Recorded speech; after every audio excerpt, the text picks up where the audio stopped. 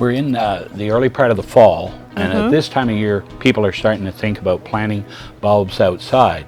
But the focus of this talk is to consider having color in your house all winter long. Nice. So there are some bulbs that are so easy and some that take a little more DLC. Yes. What we thought we'd talk about might be planting some tulip bulbs.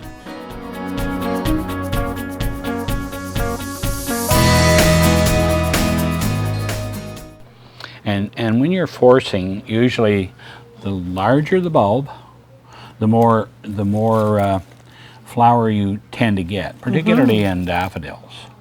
And these bulbs that we have are just some random bulbs that we chose to work with. And one of the best things for forcing is to use a clay pot. That pot for tulips should have drainage, and you want to make sure you have like a good saucer, so you're not ruining your tables and so on.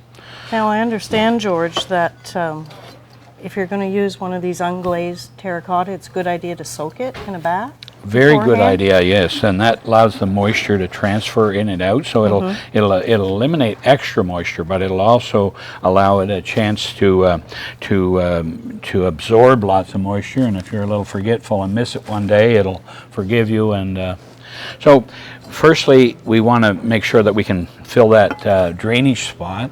And you probably have some broken clay pots. A lot of people do. This is clay chips that I found an open bag and decided that would work nicely for the. So it's only about trying to, sort of allow the moisture to get through and not sort of plug the drainage hole. So our first mission is to look at some tulips, and one of the things that is really great for them is if we take a bit of compost. And here I have a bag of a nice black compost, is the sheep manure.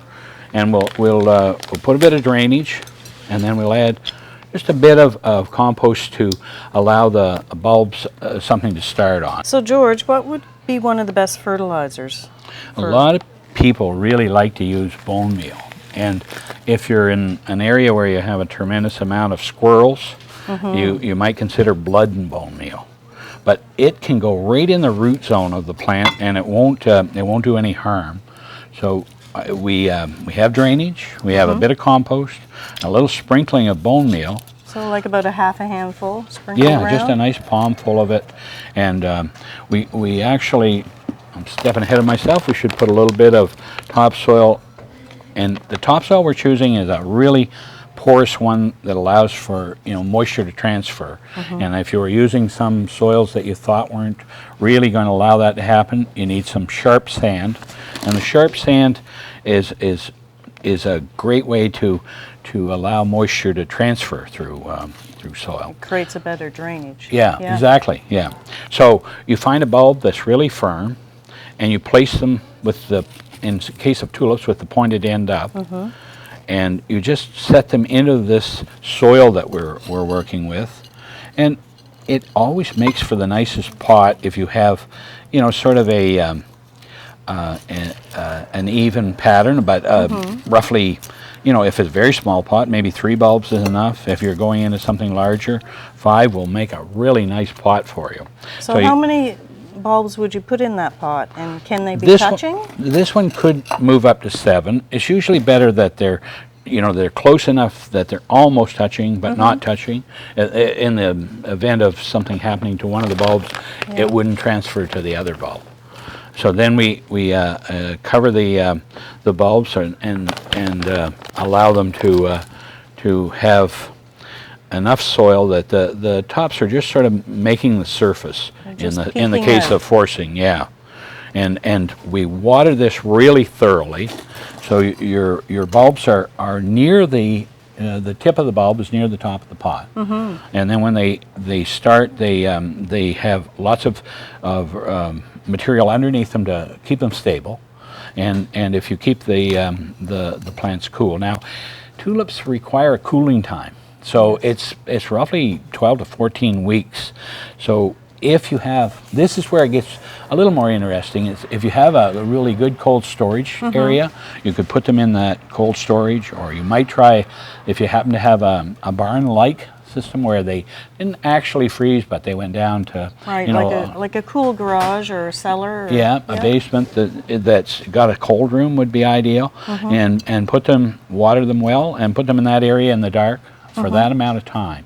After they're pre-cooled, it's only 2 to 3 weeks. So if you put a lot of them in your cooling, you can bring them out a few at a time, so your flowering period runs through the right through the you know, the winter months. It's hard to get them in bloom before sort of the 1st of February at home. You know, Christmas is a target. You're better off to switch bulbs. Have an amaryllis or some paper whites for that, which I'd like to talk a little bit about. But that's the setup to have a really nice tulip pot. Right, so a couple of weeks of cold storage, and then when you bring them out, do you gradually introduce them to heat and light?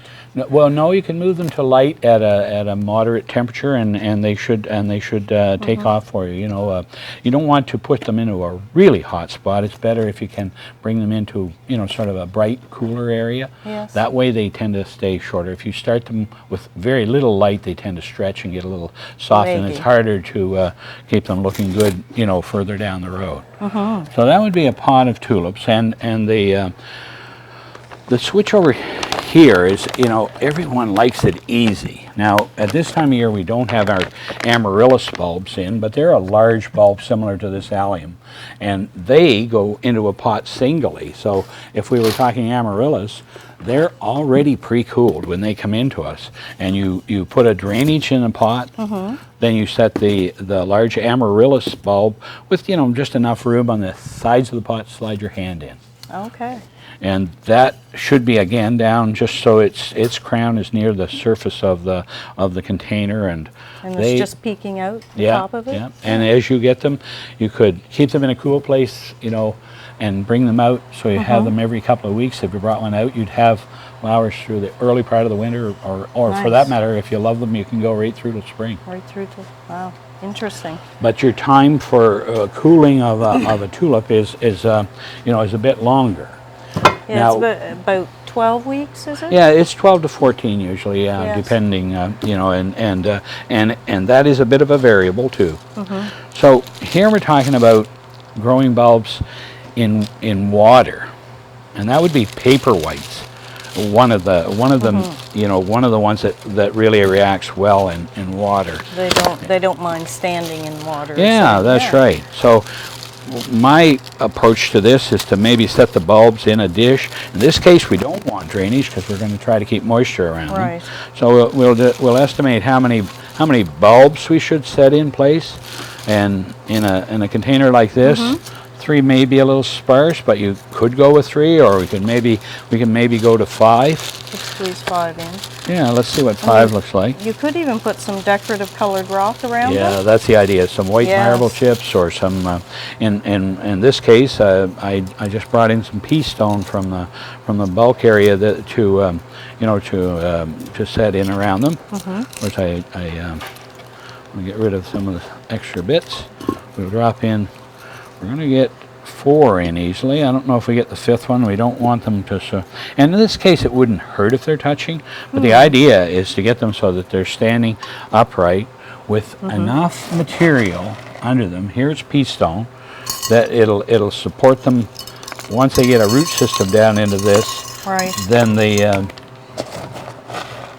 we'll leave this one here around the display, and then.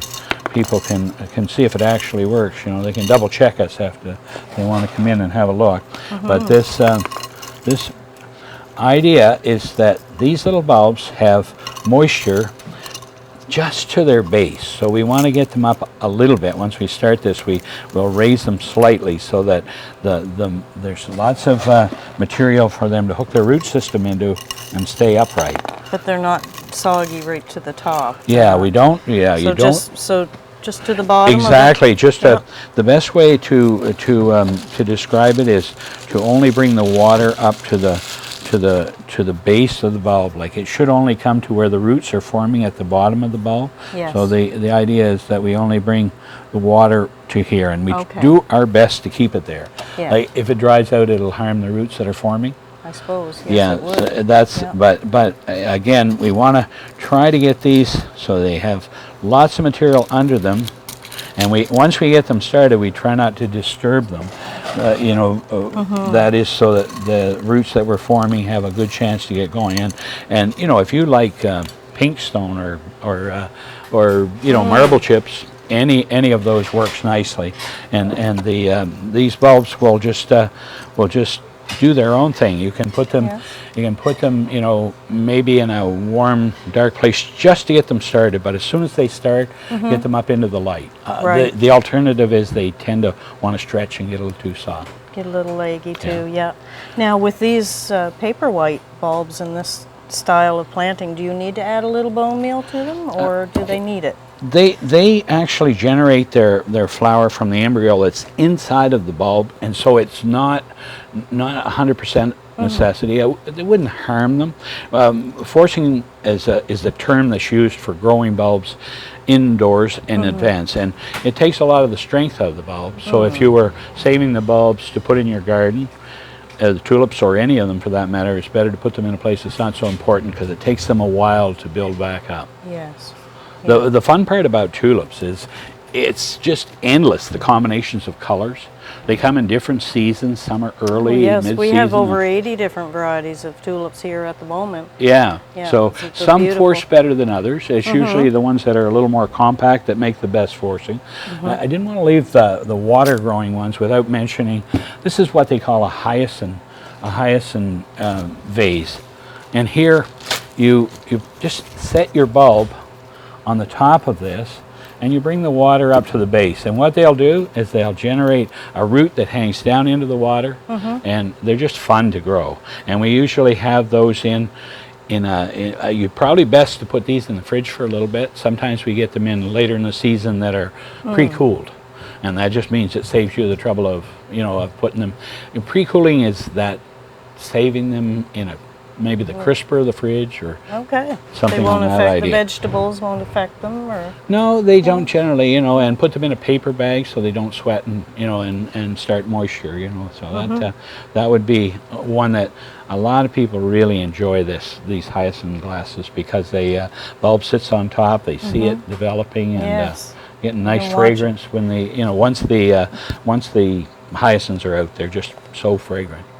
Forcing bulbs or growing bulbs in the wintertime is a joy, because in the winter when we're looking out at snow, if you've got a pot of daffs in the window, you're going to really get your enjoyment back. So we could do any type of bulb that suits your color, and it's just a really, really pleasurable thing to start them yourself.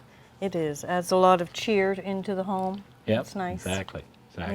Again, we'd like to invite you to come in and choose from our huge selection of bulbs. We have tulips, crocuses, daffodils. Come early and get a good selection before they're gone. And we also have everything you need for your outdoor planting, tools, soils, bone meals, as well as the indoor. That's right. For forcing or for planting outdoors, the minor bulbs or the tulips and daffodils, come in while the selection's good.